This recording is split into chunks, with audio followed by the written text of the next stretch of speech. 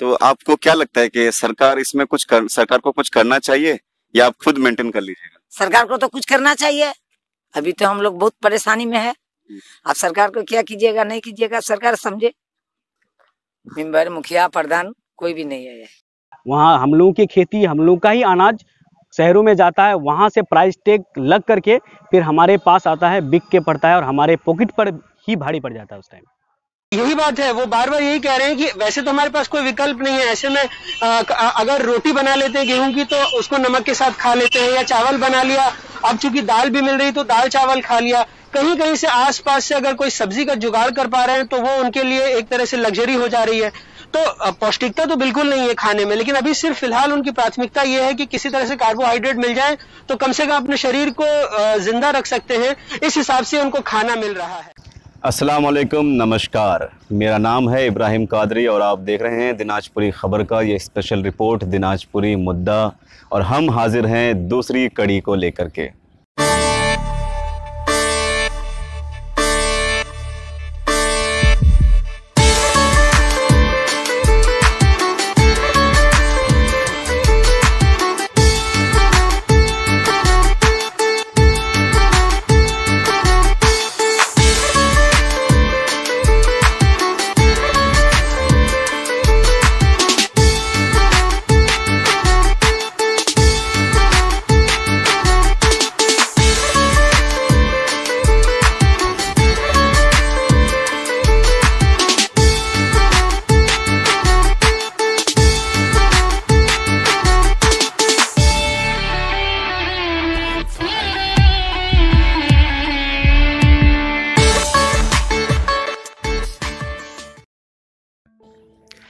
इस कोरोना काल में हम सब सुबह उठते हैं तो दो ही चीज़ें देखते हैं। पहला तो ये कि भाई ये लॉकडाउन कब ख़त्म होने वाला है, और दूसरा ये कि कोरोना वायरस का वैक्सीन कब निकल रहा है।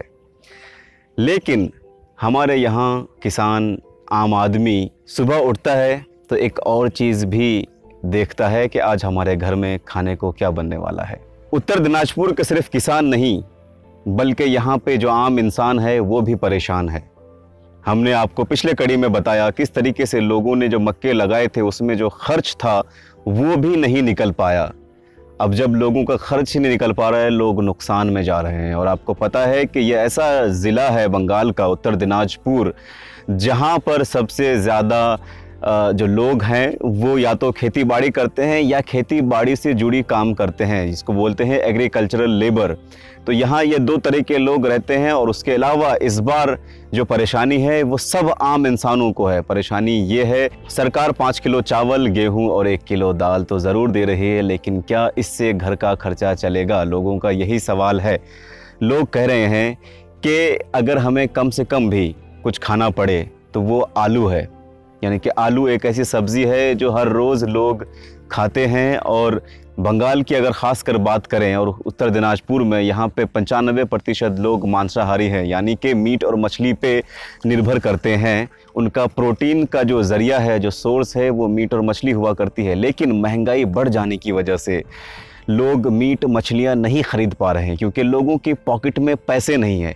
और पैसे ना होने की वजह से वो ऐसे चीज़ें नहीं अफोर्ड कर सकते हैं, ऐसे चीज़ें अपने घर में नहीं ला सकते हैं। इस वजह से लोग ये कह रहे हैं कि हम अभी सब्ज़ी पे निर्भर हैं, यानी कि सब्ज़ी ही एकमात्र सोर्स बन गया है हमारे पौष्टिक आहार को मेंटेन करने के लिए। इसी चीज़ को जानने के लिए हम और हमारे दिनाजपुरी खबर के टीम ने गली गली, मोहल्ले मोहल्ले में जो हाट लगता है वहाँ पहुँची और जानने की कोशिश की कि आखिर क्या ऐसी वजह है जिसकी वजह से सब्जियों की कीमतों में बढ़ोतरी हो रही है। ऑब्वियसली बढ़ा है और बहुत ज़्यादा बढ़ा है, और इससे जो है बहुत लोग जो है अभी जो है परेशान हैं। और परेशानी का सबब सिर्फ सब्जियों का दाम बढ़ना नहीं, और भी बहुत सारी बातें हैं। जैसे हम लोग जो है किसान काम से जो है हम लोग बिलोंग करते हैं। हमारा फैमिली जो है फार्मिंग करके आया हुआ है, तो हम लोग के पास अनाज के अलावा दूसरा कोई सोर्स ऑफ इनकम नहीं है। तो अनाज का दाम, इधर एक तरफ हम लोग का अनाज का दाम कम और दूसरी तरफ जो है हम लोग जो खरीदने जा रहे हैं उसमें बढ़ोतरी। तो आप समझ सकते हैं ये कितना बड़ा परेशानी का सबब है। सरकार जो है जो एड दे रही है तो वो मतलब पूरे महीने का राशन उससे फिल नहीं होगा, एक आदमी का भी नहीं होगा। ये सब कोई जानता है और ये जो है इसमें कोई ढकी और छुपी हुई बात नहीं है। 1 किलो दाल दे करके सिर्फ दाल से खाना नहीं खाया जाएगा, और अगर उसी दाल को खाया जाए डेली तो वो 5 दिन भी नहीं चलेगा। तो ये इससे जो है हम लोग का पेट भरने वाला नहीं है। इस पर बहुत तवज्जो देने की ज़रूरत है, खासकर जो है सरकार को, एडमिनिस्ट्रेशन को। खेती हम लोग के यहाँ ही होती है, खेती किसान ही करते हैं, खेती किसान ही करता है, लेकिन फिर वापस जब हम लोग दूसरे किसान, मतलब हर किसान तो हर एक खेती नहीं कर सकता है। जैसे हम धान की खेती करते हैं तो मेरा कोई दूसरा किसान भाई दूसरी चीज़ों का खेती करता है, मिर्ची का खेती करता है, मेरा कोई दूसरा किसान भाई गोभी का खेती करता है। तो कुल मिला के बात यह है कि हम लोग किसान ही हर चीज़ करता है। तो किसान अपनी ज़मीन पर खेती करता है, लेकिन फिर वही सामान खरीदने जाता है तो वो जो है बढ़ के उसको मिलता है। तो उसका सीधा साधा मैं बोलने जा रहा हूँ कि वो जो है वो शहर की मंडियों में जाकर के उसका दाम बढ़ के आता है, वहाँ से प्राइस टैग लग के आता है। वहाँ हम लोगों की खेती, हम लोग का ही अनाज शहरों में जाता है, वहाँ से प्राइस टैग लग करके फिर हमारे पास आता है, बिक के पड़ता है और हमारे पॉकेट पर ही भारी पड़ जाता है उस टाइम। तो कहा यह जा रहा है कि सब्जियों की कीमत में इसलिए बढ़ोतरी हुई है क्योंकि किसान जो सब्ज़ी बेचते हैं वो मार्केट में जाकर के वहाँ टैक्स वगैरह लग के वापस इन्हीं के पास जो आती है जो सब्जियाँ वो महंगी दर में आती है। तो हमने यहाँ की जो एक बड़ी सब्ज़ी मंडी है कानकी में, और हमने वहाँ रिटेलर और होलसेलर से बात की, तो हमें जो चीज़ें जानने को मिली वो वाकई में आपको भी चौंका देने वाली है। এখন কিলোতে আমাদের মোটামুটি 30 টাকা বেশি লাগে। এখন আলু আবার পড়াছিল 2000 টাকা কুইন্টাল, আবার আলু পড়া যায় 2400 টাকা কুইন্টাল। এখন সব জিনিসের দাম কুইন্টালে 200-300 টাকা বেশি হয়ে যায়। হ্যাঁ, এখন তো আমরা লোকাল মার্কেটে ব্যবসা করার কোনো নেই, ব্যবসা এখন মাল নিয়ে তো মাল থাপ করে পড়ে থাকে। এখন রেট বেশি হয়ে গেছে, বিক্রি কোনো কাস্টমার থেকে দেওয়া তো রেটে কি পাওয়া যায় মাল, কি করে আমরা কিনবো? এখন সব দিন লকডাউন আছে, কোনো কামি ধান্দা নাই, এখন সব বসে থাকে, এত রেটে কি আমরা মাল কিনে পারি? হ্যাঁ, আমরা বলছি যে এত রেটটা যে বললে কি কারণে এত বাড়লো এটা, ওইটা আমরা জানতে চাই। লঙ্কা তো এখন 300 টাকা পাল্লা পাওয়া যায়, 80 টাকা কেজি পাওয়া যায় এখানে। হ্যাঁ, सब चीज़ों से दाम बढ़ गए। तो अगर बात की जाए कि सब्जियों की कीमतों की, तो हर चीज़ में कहा जा रहा है कि 10 रुपये 15 रुपये तो बढ़ा ही है, और ख़ास करके मिर्च जो है उसमें भी बहुत ज़्यादा कीमतें बढ़ी है। टमाटर जो है वो 100-150 रुपये किलो मिल रहा है। सब्जियों की कीमत में जो बढ़ोतरी है वो हमें यहाँ पे क्लियरली देखने को मिला, लेकिन हमने फिर जो बात की होलसेलर से कि वो आखिर कितने रेट में दे रहे हैं जो सब्ज़ी इतनी महंगी है, उनकी अगर माने तो सब्जियों की कीमतों में बढ़ोतरी नहीं हुई है। उनका ये कहना है कि लोगों की पॉकेट में पैसे कम हो गए हैं, लोग चूंकि कामकाज नहीं कर रहे हैं, पैसे नहीं कमा रहे हैं, जिसकी वजह से उनको चीज़ें महंगी लग रही है। 16 টাকা কিলো, পটল বিক্রি হচ্ছে 28 টাকা কিলো, লঙ্কা বিক্রি হচ্ছে 30 টাকা কিলো, আম বিক্রি হচ্ছে 28 টাকা কিলো, বটবটি বিক্রি 20 টাকা কিলো, চাটল বিক্রি হচ্ছে 16 টাকা কিলো, বেগুন বিক্রি হচ্ছে 15 টাকা, 20 টাকা, 25 টাকা, যেরকম মাল সেরকম দাম। পাবলিক হাতে পয়সা না দিলে খাবে কি রে? বলবে তো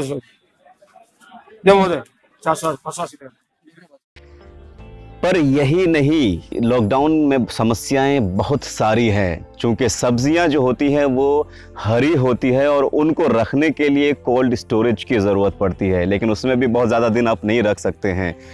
जो यहाँ होलसेल में सब्जियां बेचते हैं वो बहुत ज़्यादा तादाद में बहुत ज़्यादा सब्जियां स्टोर करते हैं, और फिर जो है वो एक दिन में बहुत ज़्यादा जो है लोग रिटेलर आते हैं और उसको ख़रीद के चले जाते हैं।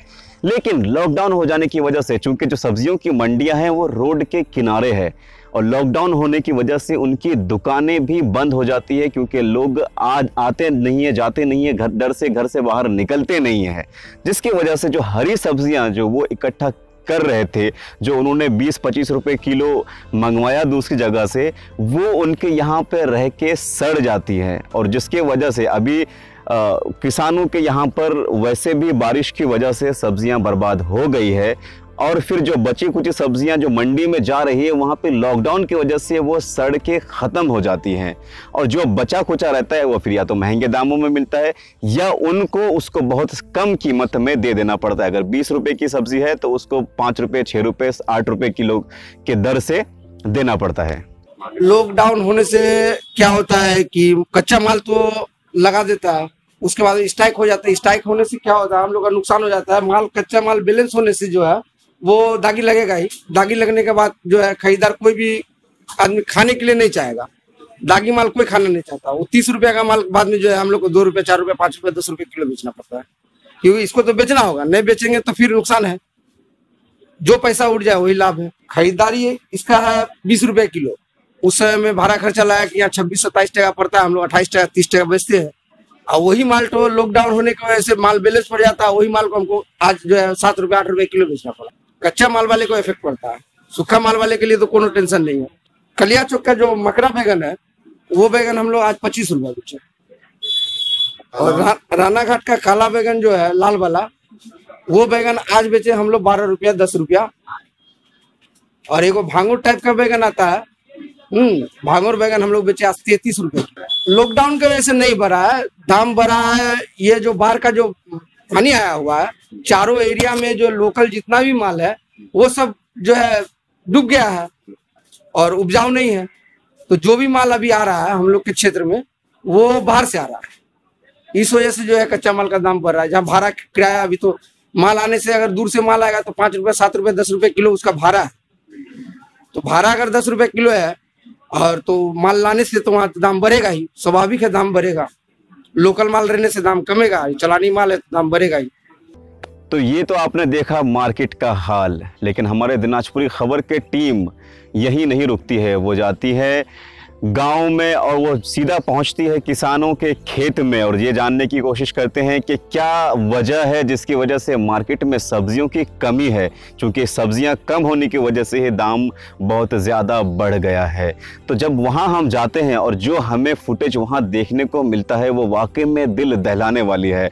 हम बहुत ही संजीदगी के साथ हम आपको ये चीज़ दिखाना चाहते हैं।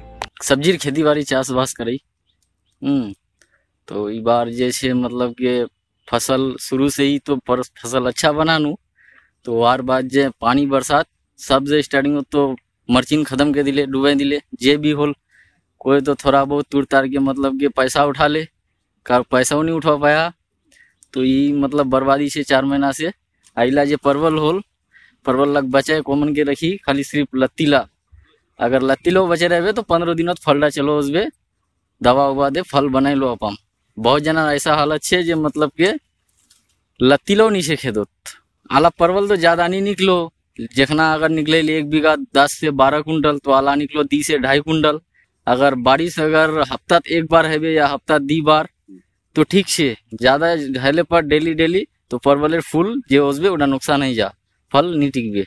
पानी है तो ये सब हालत है गई है। परवल पाके गई है, अड्डा के पाके गई है। बहुत ज्यादा परवल पकल छे और लत्ती लत मतलब सिर्फ लत्ती से या फूल उल कुछ नहीं हो। अगर जला रात के हो रात के पानी ले पर बात फूल नहीं टिकने वाला से उड़ा। अच्छा ठीक। और फिर जब हम इससे आगे बढ़ते हैं तो हमें एक बुजुर्ग महिला मिलती है, एक बहुत बूढ़ी औरत मिलती है जो खेती बाड़ी कर रही है और ख़ास करके वो सब्ज़ी की खेती कर रही है। और उनके सब्ज़ी के खेत में हम जब पहुँचे और जो हमें वहाँ देखने को मिला वो भी हमें चौंका दिया और वो आपको भी शायद बहुत ही अजीब लगे। जी हाँ, वो खेती करती है कद्दू जिसको कहते हैं, यानी कि यहाँ लौकी कहा जाता है और यहाँ पे उसको कद्दू कहते हैं। वो कद्दू की खेती करती है। उनको जो नुकसान हुआ वो खुद बता रही हैं, जो हम आपको दिखाना चाहते हैं। तो इस वक्त हम लोग खोकसा उत्तर दिनाजपुर में हैं और यहाँ पर देख सकते हैं आप सब्जियों की खेती हो रही है। कद्दू, करेला का ये जो खेत देख रहे हैं आप, ये एक्चुअली करेला का खेत है जो बारिश इतना ज्यादा होने की वजह से पूरा मर गया, जल गया। आपको एक भी पौधा नहीं दिख रहा है। 2-4 वहां दूर में दिख रहा होगा जो आप देख सकते हैं, बाकी ये पूरा बर्बाद हो गया। अब ये किसान कैसे मेंटेन करेगा ये हमको नहीं पता है, लेकिन देख सकते हैं पूरी बर्बादी है। और ये जो है ये कद्दू का खेत है, आप इसमें भी देख रहे हैं ये पौधे जल रहा है ना। और बारिश की वजह से ये भी परेशानी है।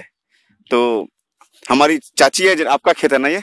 हाँ, तो आइए हम अपने इनसे जानते हैं कि कितना नुकसान हुआ है इस चीज का बारिश की वजह से। हम खीरा लगाए थे, खीरा में मार गया है। 45,000 रुपये खर्चा किए, उसमें खीरा बिक्री किए 10,000 की। अच्छा, खीरा खत्म होने के बाद लगाए लाओ अभी भी हम जो पैसा लगाए वो पैसा अभी नहीं उठा है। गाछ होने के बाद लाल धर लिया है, गाछ पहुंच जाता है, फल आता है, फल भी जल सड़ जाता है। क्या करेंगे चाची। तो आपको क्या लगता है कि सरकार इसमें सरकार को कुछ करना चाहिए या आप खुद मेंटेन कर लीजिएगा? सरकार को तो कुछ करना चाहिए, अभी तो हम लोग बहुत परेशानी में है। अब सरकार को क्या कीजिएगा नहीं कीजिएगा, सरकार समझे। मेंबर, मुखिया, प्रधान कोई भी नहीं है। कितना रुपए किलो बेचते हैं अभी आप कद्दू? 24 रुपया, 50 रुपया कद्दू का पीस बिक्री कर रहे हैं। 25 रुपया? 25 रुपया एक पीस का? एक पीस का। तो ये पीस के हिसाब से जाता है, किलो के हिसाब से नहीं?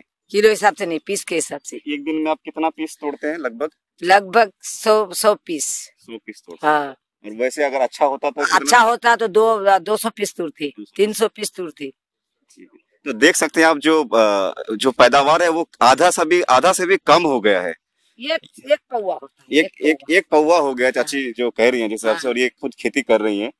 तो ये परेशानियां हैं। अब इसका क्या हल निकालते हैं अगले बार? क्या ये इलेक्शन का मुद्दा बन पाएगा? क्या इस चीज पे लोग वोट देंगे? ये हम जरूर देखेंगे 2021 के इलेक्शन या 2021 के चुनाव में। तो सब्जियों में सबसे ज़्यादा अगर किसी सब्जी की खेती बाड़ी यहाँ उत्तर दिनाजपुर में होती है तो वो है मिर्च। मिर्च की खेती यहाँ पे बहुत ज़्यादा तादाद में हुआ करती थी, लेकिन इस बार एक्सेसिव बारिश यानी कि बहुत ज़्यादा रेनफॉल होने के वजह से जो मिर्च के पौधे हैं वो खेत में ही मर गए। बहुत सारे किसान ऐसे हैं जो एक भी मिर्च तोड़ नहीं पाए। उन्हीं में से एक किसान से हमने बात की जिन्होंने 4 बीघा खेत लगाया था और उनके हिसाब से कम 1,10,000 का नुकसान हुआ, क्योंकि उन्होंने 4 बीघा खेत में 4 मिर्च भी नहीं तोड़ पाए। ये जो एक किसान है हमारे, आपका नाम क्या हुआ? मोहम्मद जहरुल इस्लाम। मोहम्मद जहरुल इस्लाम। तो इन्होंने मिर्च की खेती की थी। लगभग कितना किए थे आप मिर्च की खेती? 4 बीघा। 4 बीघा मिर्च का खेत जो है इन्होंने लगाया था, जिसको बहुत मेहनत लगता है। तो जानते इन्हीं की ज़बानी जानते हैं कि क्या हुआ उनके मिर्च के खेत के साथ। मिर्च में जब फल पकड़ा, पानी आके ऐसा डुबो दिया कि एक भी तोड़ नहीं पाए, सब मर गया गाछ। जितना पूंजी लगाया लागत भी खत्म हो गया और अभी कर्जा हुआ है ऊपर। इस हालत से और भी दूसरा सब्जी किए वो भी ऐसे ही है, बारिश में सब खत्म है। तो हम लोग किसान के लिए सरकार के तरफ से जो भी हो वो उसके लिए कोई व्यवस्था किया जाए।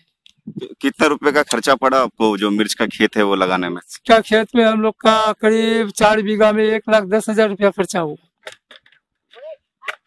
तो आप देख रहे हैं 4 बीघा मिर्च के खेत में 1,10,000 रुपए खर्चा हुआ और उसमें से कह रहे हैं चाचा के एक भी मिर्च नहीं तोड़ पाए। तो ये चीज कैसे मेंटेन किया जाएगा? किसान की हालत कोरोना लॉकडाउन की वजह से तो है ही खराब, लेकिन यहाँ पे बारिश और आंधी तूफान सैलाब की वजह से और भी परेशानियां हैं। कहीं कोई जा नहीं सकता है पैसा अर्न करने कमाने के लिए। तो यही एक जरिया था यहाँ के किसानों का और वो भी धीरे धीरे हम देख रहे हैं कि वो भी खत्म होता जा रहा है। तो हम बस यही उम्मीद करते हैं कि जो हमारे यहाँ के लीडर हैं, जो हमारे यहाँ के नेता हैं, वो इन मुद्दों पे शायद बात करें, वो इन मसले को हल करने की बात करें ताकि हमारे यहाँ के किसान फूले फले और आगे बढ़े। और यहाँ के जो एक बड़ी तादाद है वो जो खेती बाड़ी पे निर्भर करती है, उनके लिए उनकी बातों पे, उनके मुद्दों पे इलेक्शन लड़ा जाए।